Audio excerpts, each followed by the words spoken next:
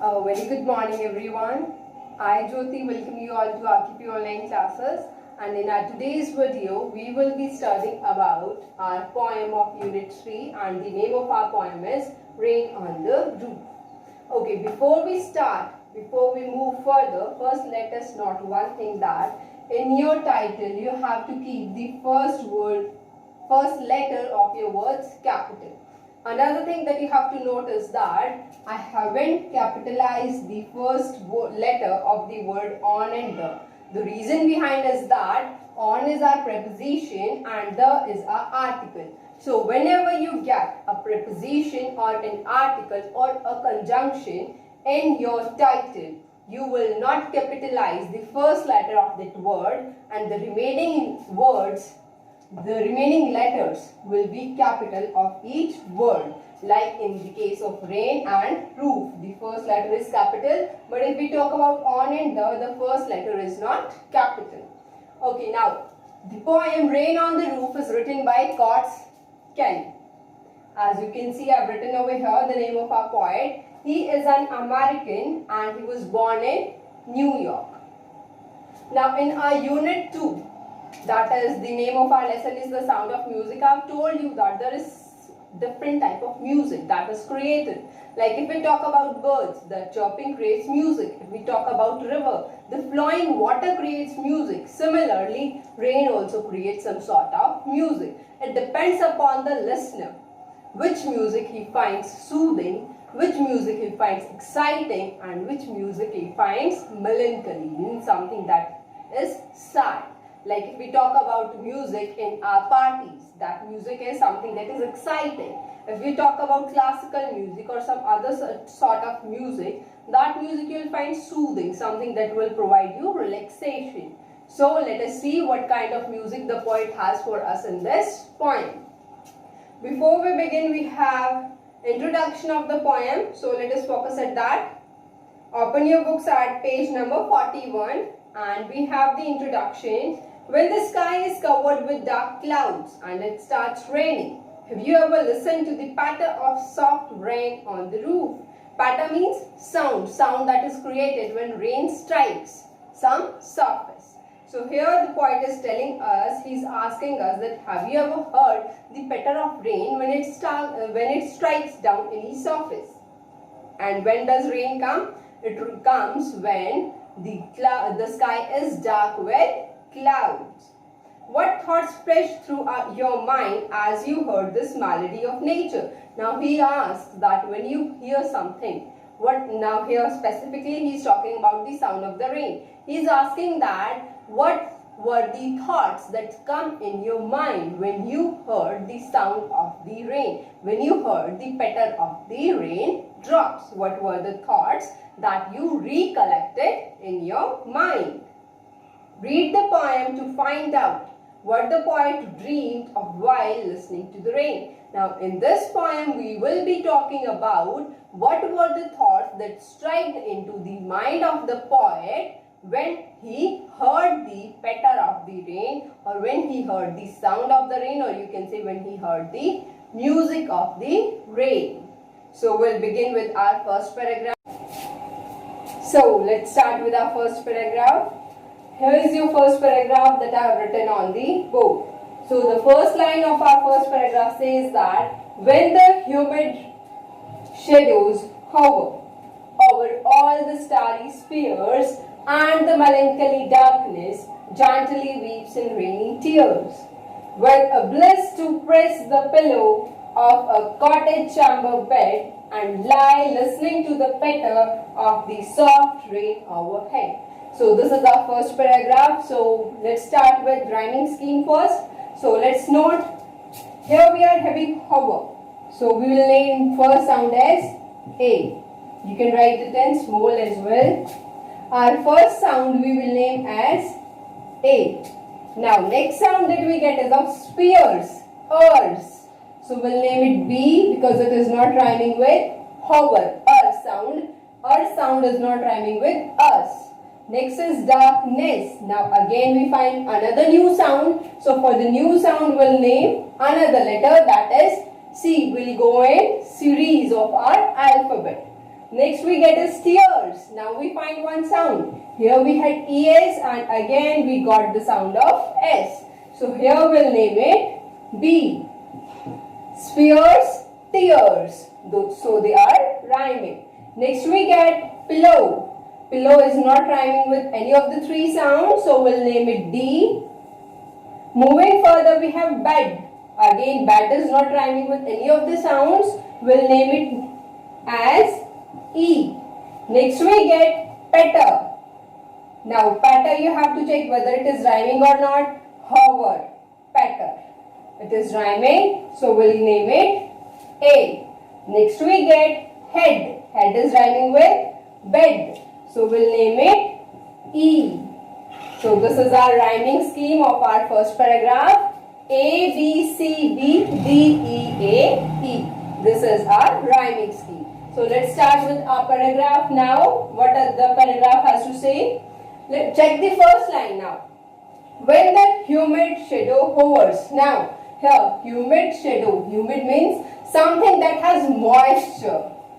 Something that has moisture. Something that is wet. If something is wet, something has moisture means we are talking about water droplets especially.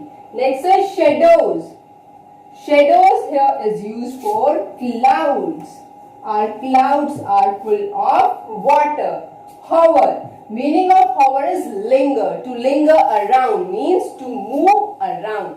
So here they are telling us that when the dark clouds linger in the sky. Now for clouds they have used the word humid shadows. And we didn't find any word as and like. So if the words as and like are missing, that means simile is not there. And if simile is not there and some comparison is shown, that obviously means that we are talking about metaphor. We are talking about metaphor.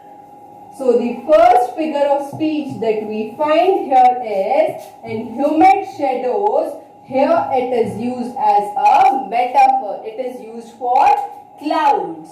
Coming on to our second line, we have over all the starry spheres. Now starry means stars.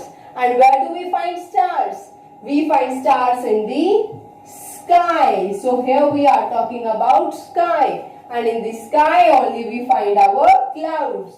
Now they are saying that over all. Over means our clouds that are lingering in the sky are covering the stars as a veil. Means they are covering, the stars are not visible in the sky because of the dark clouds that are lingering all around in the sky. Coming on to the third line we have and the melancholy darkness.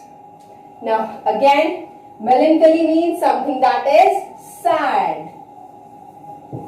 And darkness means we are talking about night. Now here see one thing. Night is not sad. Sad can be human, something that is having feelings. But night doesn't have its own feelings. So what do we find? The sad word is used not for the darkness, not for the night, but for the poet. And when we find that any modifier is used before another noun for which it is not used, means melancholy is used before darkness, but it is not meant for darkness but for the poet. The word melancholy is used for the poet over here, not for the night. So here we find another poetic device, that is our transferred epithet. It is transferred epithet. Clear? Transferred epithet means we are using a modifier at such place at which place it is not meant to be used. Clear? Like here melancholy is used for darkness, but it is not used for darkness but for the poet. So it is our transferred epithet. And if we talk about our second line, here we find starry spheres. So it is our alliteration. We find alliteration in our second line. Now coming to third line, we have gently weeps in raining tears. Now again, who weeps? Person who has feelings, something that is living. Like we can talk of animals crying, we can talk of birds crying, we can talk of humans crying, as they can weep. They are living beings. We can notice them shedding tears, and weep means shedding tears. So here what can we say? Clouds doesn't weep, night doesn't weep, sky doesn't weep. So here we are getting personification. So in this line we find personification. Now what is the poet telling us in these 4 lines? In the first line we got the idea that the clouds are full of water. They are dark clouds and they are lingering in the sky, covering the stars. Stars are not visible in the sky, and the darkness that appears, because why does the darkness appear? As the stars are not visible. If stars are not visible, that obviously means moon is also not visible. And when there is no source of light, although moon is not a source of light, but moon takes light from sun and it reflects it back to us. So some light is visible to us. But now the sky is dark because the clouds are lingering all around. So it seems sad to the poet. The poet feels sad noticing all these changes in the sky. Gently weeps in rainy tears, and when he sees that the dark clouds are lingering all about, it starts to rain, and he feels as if the night or the sky is weeping in rainy tears. In the next line we have, coming to the 5th line, we have, with a bliss to press the pillow. Now here in this line the poet says that the meaning of the word bliss is something which is pleasing, something which seems a blessing to us. The poet says that when he notices that the rain has started to come, what he does, he takes up his pillow, he lays it on the bed and he lies upon it. And when you lie upon your pillow, what does it get? It gets pressed, gets compressed. So here the word uses press. And now one more thing that you might notice is that the word that can be used instead of press can be many words. Something that gets squeezed, something that gets compressed. But he has used a very soft word. When you use a soft word in place of a harsh word, that is called, what is that called? Hurry up, give me the name. It is called euphemism.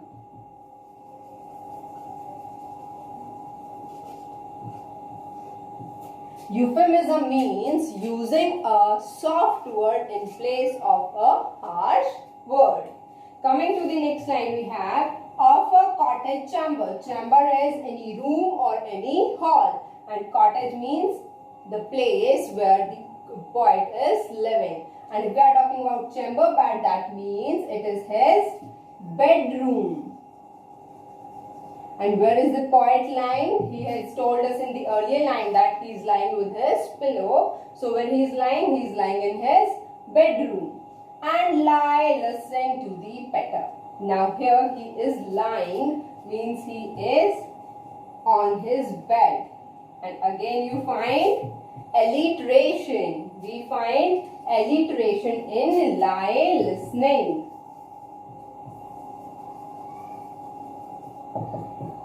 Now the poet is saying that I have my pillow, I am lying on my pillow, and what he is doing? He is listening to the patter of the rain, means he is listening to the sound of the rain, to the music of the rain, of the sound, soft rain overhead.